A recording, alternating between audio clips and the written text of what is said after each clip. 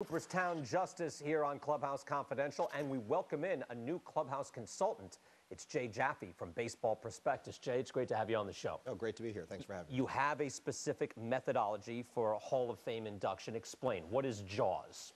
JAWS is the Jaffe wins above replacement player system. It's a bit of a mouthful, but basically it's a tool to compare Hall of Fame candidates against the players who are already in, the average player at their position in the Hall of Fame. And I do that by basing it on not only on career score, because I don't want longevity to be the sole determinant, but we also use peak score, which I define as a player's best 7 seasons. And I weight the two equally. JAWS is the average of the career and the peak WARP scores. WARP takes into account offense and defense. It's wins above replacement player. It's our Baseball Prospectus version of it. We adjust for scoring levels. We adjust for ballparks. We adjust for defensive skill, positional scarcity and things like that. And basically, you get a total picture of the player with this, and you can compare each player to the guys who are already in. Let's look at the Golden Era ballot then, and let's start where I would think it would be pretty easy. Ron Santo. What does JAWS say about Santo?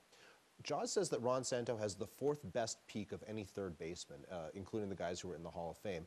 He falls a little bit short on the career score, but there are only 11 third basemen in the Hall of Fame, and he is, I guess the 7th best third baseman of all time. Among all the players that we can do a JAWS score for, he's 64th all time. And when you consider that there are 206 guys in the Hall of Fame that we can do this for, basically he's better than 2/3 of the guys who are already in the Hall of Fame. Which is something we were thinking, something we've known when you do the analysis, and this validates it. He is that good. He's a slam dunk Hall of Fame. Yeah, I mean, should be in already. I definitely agree with that. Minnie Minoso. He is a guy that when I look at is a difficult guy to approximate, and I think modern analytics should make us appreciate him more. With his on base, which I believe is 389, his slugging is decent enough, doesn't hit a ton of home runs. What does JAWS say about Minoso? JAWS, again, he's a guy whose peak is above the Hall of Fame average. He would rank among all left fielders, would rank 8th among the Hall of Fame left fielders.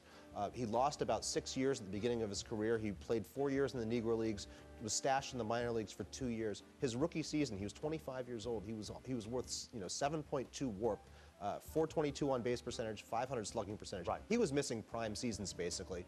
If you give him a little bit of credit for this, what he might have done, he would easily clear on both career and peak. I love JAWS already. All right, Gil Hodges. What does it say about Hodges? Hodges falls a little bit short on both career and peak fronts. He was playing in a high offense era in a hitter-friendly ballpark. He was about the 5th or 6th best guy on his team. You had Jackie Robinson, Roy Campanella. But that shouldn't count against him. Yeah, that shouldn't count against him. But he was just not the key guy in that lineup. You can't go overboard giving him too much credit for being part of those teams.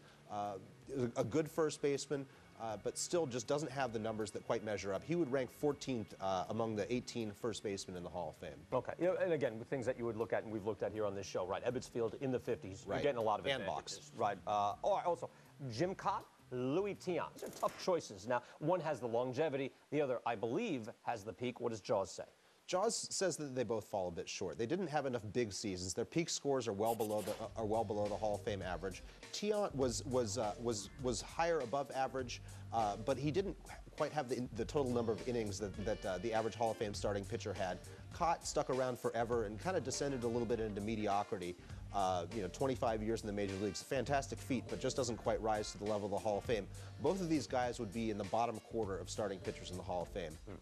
We did something yesterday where we were examining Albert Pujols.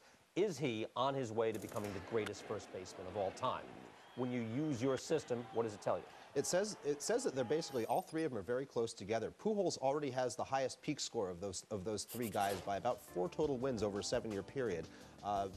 He's a bit behind Gehrig on career score, but within 1 or 2 seasons at the most, he's going to surpass Gehrig, and I think he'll be the heavyweight champion. Pujols is he's off the charts at first base compared to the average first baseman.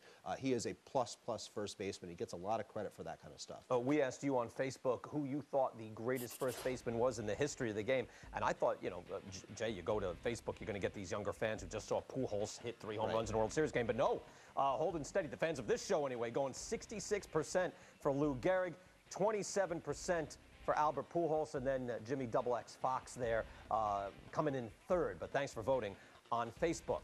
All right, time for Touching Base, where you can touch base with us, ask a question on Twitter, or you can send in an email.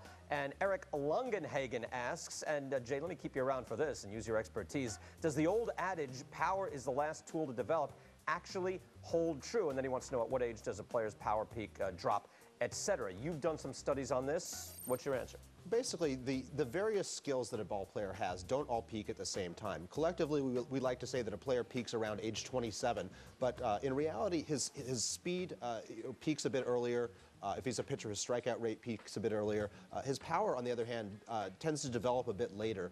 Late 20s, early 30s are his best time for power. So, when all those things kind of cross over together is around age 27. All right, we want to hear from you again, the thinking fan. Send us your feedback and questions to @CHConfidential on Twitter or CHConfidential@MLB.com.